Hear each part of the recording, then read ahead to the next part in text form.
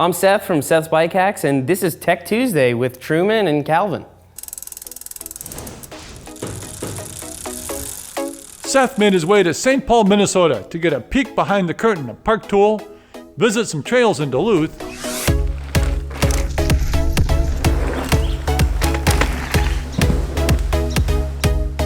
and join us in a video collaboration. That's right, we had a blast with Seth. First, assembling his bike and finding a few fixes and tweaks, then giving him the Park Tool tour where all the taco tool magic happens.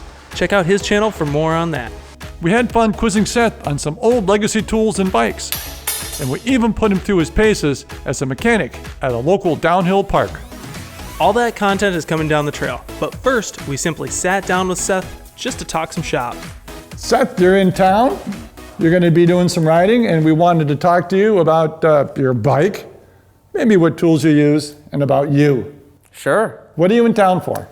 So I'm in town to visit Park Tool, visit you guys, and also I want to go up to Duluth. There's not a lot of well-known mountain biking destinations in the Midwest, but I think Northwest Arkansas is definitely one of them, and then Duluth is clearly the other one. And I've got a lot of subscribers there. I've heard a lot about it. I'm gonna check it out. Yeah, so you've been all around the country, lots of different places riding? Not enough places, but yeah, I've tried to make my way around the country. I guess at this point, 15 different states. You never get enough riding in. Yeah, 16 different states, because I went to Hawaii. But I've got to make my way around. Have you seen trails go from a little bit more rugged, a little bit more rough trail, a little bit more technical trail? Have you seen it tamed down, more beelines, more, a little bit less aggressive trails? More machine building? Well, you're seeing a lot more machine building because we all love hand-cut trails, but at the same time, it's a good thing. It's mountain bike towns kind of arising. It's people actually in government and local municipalities that are actually thinking mountain bike forward. And when they hire somebody to build a trail, the most efficient way to do it is with a machine. And then as those kids in that town grow up and it becomes a mountain bike town, they go out and start cutting trails by hand. So I don't really think it's that bad of a thing. As far as more beelines and trails getting kind of dumbed down, sure, you see it. I'd say it's more prevalent in more urban trail systems. In the backcountry, things tend to stay rugged, but sometimes you mistake a trail for getting dumbed down when really just more people are riding it and they have to fix more drainage issues and they have to make the trail more sustainable. And as a result, some of that ruggedness has to get cut out of it. That's a really good point. The best trails are the ones that get ridden the least. Yeah. So interesting. So Seth, about your bike a little bit, it's always intrigued me how people change their bikes to fit them. So there's two different types of fitting. So it's fitting a person's body. I've got the short femur, long femur. I've got this and that for hand size, but also the personality and riding style. So let's talk about the geometry and the fit of the bike, how you've changed this around for you. Your diamond back here, what have you done? And I also want to hear about just the style changes that fit you. So I'm always playing around with little things on my bike, like pedals and gearing and brakes and tire width and things of that nature. But for the most part, I haven't changed it that much. Even since the last iteration of the release, the geometry hasn't changed much, and I've liked the geometry. I always run 3 of these little spacers right here. It has not changed that much.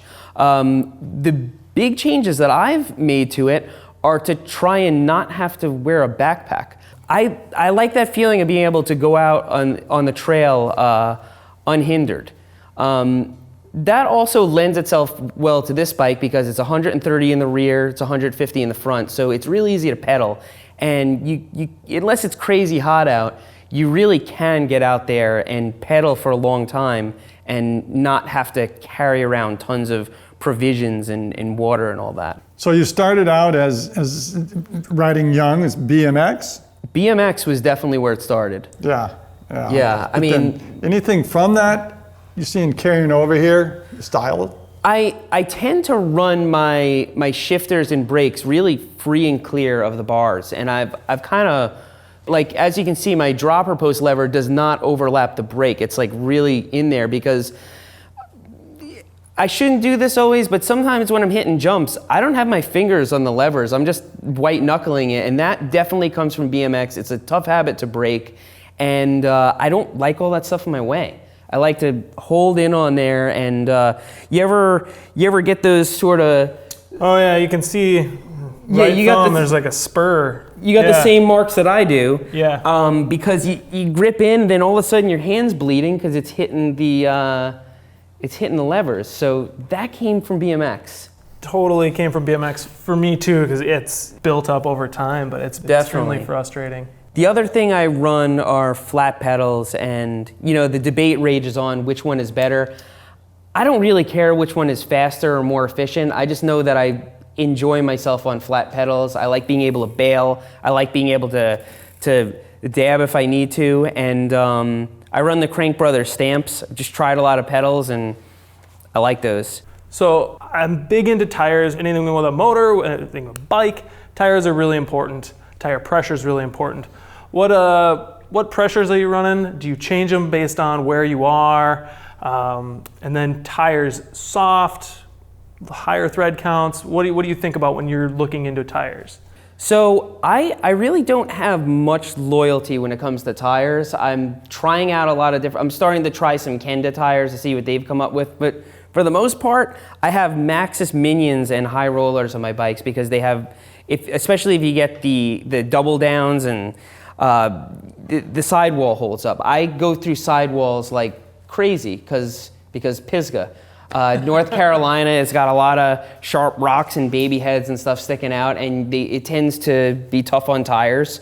I know people who ride out in the desert have the same problem. They go through tires like crazy. And so I just run what's going to hold up. I don't care much about weight.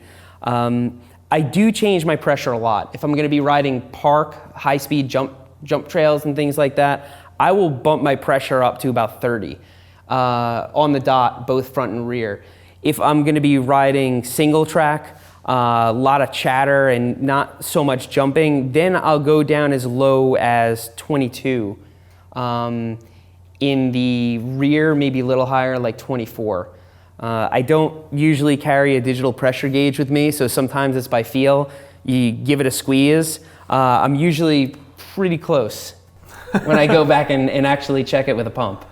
As rims have gotten wider, have you noticed tire pressure changes from when you had like a 19 ID to now when we're running, I'm not exactly sure what these ones are. There's no question tire pressures have gone down. Okay. There's no question about that. And especially people running inserts. I tend to run pretty heavy tires with thick sidewalls, so I don't want to add more spinning weight.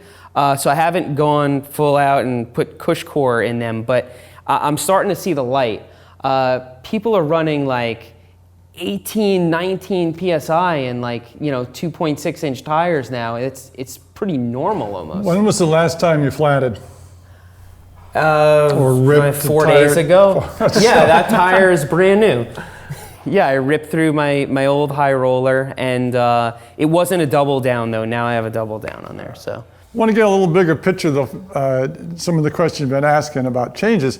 So BMX ended when? How long have you been? Your first mountain bike, how many years are we talking? How long have you been? I sort of always had a mountain bike. I mean, my first bike was technically a mountain bike. It was a Giant Commotion. It's made by Giant. It was red. It had all this like early 90s sort of decals and stuff on it. And I think it was a 6-speed, 26-inch, fully rigid. And I went to, at the time I was living on Long Island, and there was Greenbelt. And I rode there with my dad. We didn't know anything about mountain bikes. We didn't know anything about helmets. And just went out there and rode, and it was just something that you did. Who has anything else besides a mountain bike? Look, road bikes are so incapable. You can only ride them on the road. You can ride a mountain bike on the road. That was my thought process at the time. And when I got a little bit older and all my friends had BMX bikes, I got one of those and I got really, really into it. But I still owned a mountain bike. I don't know how else to phrase it besides that I just took mountain biking for granted. It's something that everybody did. It's something that... Well, how long has Seth Bike Hacks video been running? The personality? Since 2015, early 2015. Not that long ago. Not that long ago. Have you gotten, so from input, and have you made changes? And that's a good idea, I'm going to try this, from your viewers? Have you gotten? Oh yeah. Well, since I started Seth's Bike Hacks, I've gotten a lot more serious because I'm able to do mountain biking as a career and it became more and more part of my life. I got to travel more places. I got to ride gnarlier trails. I actually moved someplace where they have really good trails. And as a result, I've had to run better stuff. Things that used to hold up are now breaking and I need better stuff. I've gotten more adept at just dialing different types of bikes. You know, before I started that YouTube channel, I did have experience as a bike mechanic. I did have experience, you know, being a relatively adept rider, but nowhere near where the channel has gotten me. And most of the things that I started exploring and doing did come from my viewers. Hey, you should ride in such and such a place. Hey, are you gonna do any videos on Whistler? I think the biggest suggestions that I've gotten from my viewers have to do with locations and topics rather than how to run my bike. Yeah. So Seth, you've been a bike mechanic. You got bikes. How many bikes now you got? I don't know. Bunches? Few? Yeah, I okay. 15 of them. I so don't know. Yeah. something's wrong. You're gonna fix it. Let's just rip it apart. Or do you call your friends? Or do you get on YouTube's? What do you get a book out? Manufacturer? What's any kind of thinking process there? I've always been a take things apart and see how it ticks kind of person and learn it. But as the channel has grown, I've taken more care in doing things sort of the right way, especially if I'm going to do it on camera. Sometimes I'll be doing something for years a certain way, and then I'll have to rethink it like, well, this might influence hundreds of thousands of people. Maybe I should take a look at this and see if I'm really doing this the right way. You know, I started using a torque wrench kind of religiously. Been a little bit more careful with not using tire levers on tubeless wheels and things, and I've had to like kind of learn how to really muscle it on. And it's forced me to learn a lot of different tricks. So I think overall it's been a positive thing, and I've changed for the better. But still, I immediately start taking something apart when push comes to shove. So Seth, we obviously, all three of us really enjoy bikes. We like working on bikes, figuring them out. What is it about a bike as a machine that is very enjoyable when it comes to mechanics? I would say it's pretty simple. It's relatively clean. Sure, it can be covered in mud. Sure, you have grease and hydraulic fluid, but it's not like a car where you open a little port and oil starts spilling out. I mean, you can work on a bike in an apartment, and many people do. So you can mount your own tires, you can change a set of brakes, you can dial your shifting, and it really is easy to get up to speed with. Yeah, it's everything's right in front of you. Nothing's hidden. It's all, there's no... You can see all the bolts. There's not some big plastic cover over it like in an engine or some computer that you have to plug into it. You can see it all. These pinch this down. There's a little, well, in my case, you need a cassette tool to tighten the headset down, but you can totally see how this all works, aside from the ports and internals of the magic suspension. inside the suspension. Yeah, the magic inside the suspension. Now you went this one at 27.5. Have you gone the 29er? Do you have some of each, or do you just? I don't have any. 27.5s for you. I see the light. I see why you'd want to ride a 29er, and I've tried a 29er XC bike, and it was awesome. But I'm a really small guy. I'm 5'4". So for me, it's just a matter of I need as little to throw around as possible. And whenever I've been on a 29er, even on a size small, I just feel like I'm over the bike, not in the bike, and it's harder for me to ride the way I want to. But I think that there's a big future in 29er, especially for downhill, where you can just roll over bigger objects and you can maintain your speed with less energy. So is this the new 26-inch? Have you ever ridden the 26-inch? And how does it compare to the 27.5? I'm not even sure I like 27.5 better than 26. I mean, I loved 26. You could throw the thing around like a BMX. I used to do 360 tail taps on my 26-inch bike, where you just riding on flat ground, kind of do 180, land on the back wheel, and whip it all the way around. And I haven't really been able to do that on a 27.5. It's too big of a bike. Right. So it's definitely better on the trail, for sure. But I think 26 is definitely going to stick around for dirt jump bikes and things like that. You definitely need smaller wheels to be able to throw it around more, and that little bit of extra helps. Back to fit a second. I want to hear a little more about bars. And are all your bars exactly the same? Have you tried different widths? And how did you come up with just trial and error, throwing spaghetti on the wall? How do you come up with your width? It's a lot of throwing spaghetti on the wall. I've tried a lot of different widths. I've gone all the way up to 800, and I'm a really small guy. And I've given it like a real chance. I've gone all the way down to 760. I've kind of zeroed in at 770 for width. I run the same box handlebars on all my bikes now. I love the shape of them, the sweep and the rise and everything. They're aggressive enough, but they're not so crazy where they're not like mountain bike handlebars. I've seen some people with these bars that are really nuts. But yeah, I think I've zeroed in at 770 and running my levers relatively far from the grips. Other than that, I'm not super particular. I run the bars slightly aggressively. I pitch them forwards just a little bit. And as time goes on, I'm doing less and less of that. I used to run them even more aggressively, and I've sort of dialed it back a little bit. As you're getting a little milder and older. Yeah, I'm getting older and milder. So you go to a new bike park, you have to rent a bike. Does it bug you a lot? Do you feel it does bug you? So you don't get comfortable right away? I can hop on just about any bike and feel comfortable, but I'm really short. So what tends to happen is I'll jump on a bike and I'll be like, I can't drop this seat post low enough, or they have their shifters and brake levers set up the way that they would, where it's all in your hands and stuff. And now I'm like adjusting stuff on a rental bike, which isn't so great. So I definitely would make the argument that if you're traveling someplace and you're gonna fly there and you're gonna stay there, just rent a bike. It's more economical. There's nice stuff now, the rental shops have. It's nice stuff. It's not priced crazy. And then you hand it back to them in a heap of nuts and bolts and you walk away from it. You don't have to pack it up. You don't have to check it on the airlines. And at $150 each way to check it on the airlines, it's expensive. Yet I still bring my bike with me, and now that I'm used to doing it, I really wouldn't want any other way. Because when I go someplace, I want to be able to ride to the best of my abilities and all that. But then again, I have a YouTube channel. I'm doing this for a living, so that's very important. I would be way more willing to deal with rental bikes, especially with how good they've gotten, if it wasn't for that. Your filming work. So when you're doing a lot of filming, you're always wearing a GoPro. You're riding. How do you get you put a tripod off to the side?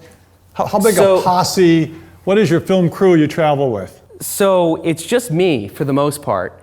And I used to run all my cameras in like flat color mode and bring tripods around. I just run all my cameras in full auto now. Half the time I have a Panasonic GH5. I don't even have a lens cap on it half the time. I have my hip pack. I throw it in there and I whip it out and I get shots. I'll have a helmet cam on, like a Hero 6 or something like that. That's mainly for dialogue. I don't use a lot of the first person shots. It's just when somebody says something that completes the story, I have it. And I will leave it running most of the time for that. I really try to keep the gear to a minimum, because the more stuff you're weighed down by, the more shots you're missing, the more you're like, is it worth me taking out my camera for this? And the more difficult it is when you run into some bystander and you're like, well, here, can you just point this over here and get the shot for me? I hand them my GH5 and this red button starts, I'm gonna holler at you. And a lot of the shots that you see in my videos are from people who have no videography experience whatsoever. So you do a lot of downhill parks now. On a day of shooting at a downhill park, percentage-wise, percentage of time, hiking, biking? It's about equal. It depends on what I'm shooting. If I am shooting a downhill park, I'll wear a camera for most of the day. I'll try to hit all the trails, and then anytime I'm off the bike or waiting somewhere, I'll get B-roll. So I'll use those third-person shots to kind of tie the video together, and then I'll use the point of view video as filler as I'm talking. So I get a little bit of everything. If I'm really going out to make like a concept video, like when I did the one on the single speed, and there's all those shots in the woods, then it's like 90% hiking and 10% biking at that point. So it varies. You know, people are like, oh yeah, how did you get that shot? And it's like, there's no magic trick to it. It's brute force. You're just hiking back up the hill over and over again, pressing record, putting it on a tripod. So looking down the trail, we're looking down the trail now. In the future, Seth would like to do what? Video, all in the future? I want to work frame designer. I'd want to design graphics. You want to build wheels in a bike shop. Where do you see yourself a few years down the road? I want to stay as far away from products as possible. I think there are other people who do that better than me, and I think if I did it, I'd probably go broke. I want to create content. Maybe not always the YouTube channel. Maybe more short films. Maybe bigger projects that take a longer time to work on. I always want to be in the bike industry, and I always want to tell stories and inspire people. But I tend not to follow dreams. I follow opportunities. So I don't know where I'm going to be, but something's going to happen, and I'm going to seize it. Seize the bike. Yeah, seize. Not sure the Latin for that, but yeah. Some opportunity is going to come my way, and I'm going to seize it, and I always have my eyes open. Seth, thanks for being here. I hope you get out and rip this thing in the good sense of that word, and solve any technical problems you might have. And we hope you enjoy your time here in the Midwest. Hopefully the trails will be up to par. I think they will be. Well, thanks for having me, guys. I really appreciate it. This is really cool to see the inner workings of Park Tool.